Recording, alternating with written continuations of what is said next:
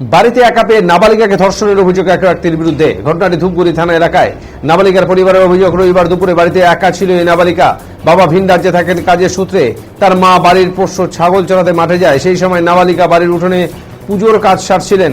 হঠাৎই এই ব্যক্তি বাড়িতে ঢুকে পড়ে এবং ফাঁকা বাড়ির সুযোগ নিয়ে এই ব্যক্তি নাবালিকাকে জোরপূর্বক ঘরের ভেতর নিয়ে গিয়ে ধর্ষণ করে বলে অভিযোগ।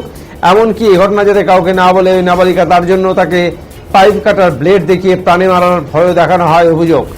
ঘটনায় ধূপগুড়ি থানায় লিখিত অভিযোগ দায়ের করা হয়েছে পরিবারের তরফে। তবে ঘটনায় লিখিত অভিযোগ দায়ের হতে অভিযুক্তকে গ্রেপ্তার করে ধূপগুড়ি থানার পুলিশ। পাশাপাশি নাবালিকাকে শারীরিক পরীক্ষার জন্য জলপাইগুড়ি নিয়ে যাওয়া হয়েছে। গোটা ঘটনার তদন্ত শুরু করেছে পুলিশ। জানা যায় অভিযুক্ত ব্যক্তি পেশায় টিউবওয়েল স্থাপনকারী শ্রমিক। এই বাড়িতে টিউবওয়েল স্থাপন নিয়ে পরিচয় এবং পাশের গ্রামের বাসিন্দা সে।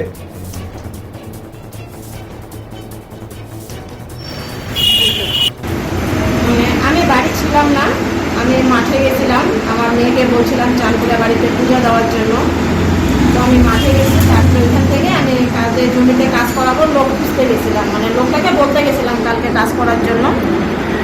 ওই সময় আমাকে রাস্তায় দেখে ওই লোকটা মানে আমাদের বাড়িতে আসে, বাড়ি এসে দেখে আমার সাথে কথা বলে, রাস্তায় কথা বলার পরে আমাদের বাড়ি এসে দেখে আমার মেয়ে বাড়িতে একা।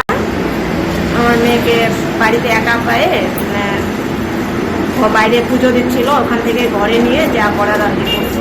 12 বছর। ও মানসিকভাবে অসুস্থ, ক্লাস 7-এ পড়ে। আজকের এই লোকটা কি আপনার পরিচিত? আমার পরিচিত বলতে হ্যাঁ পরিচিত এসেছে, মানে আমাদের পাশের পাড়ার, ও কাজ করে আমাদের আশেপাশে, কল বসায় আর কি।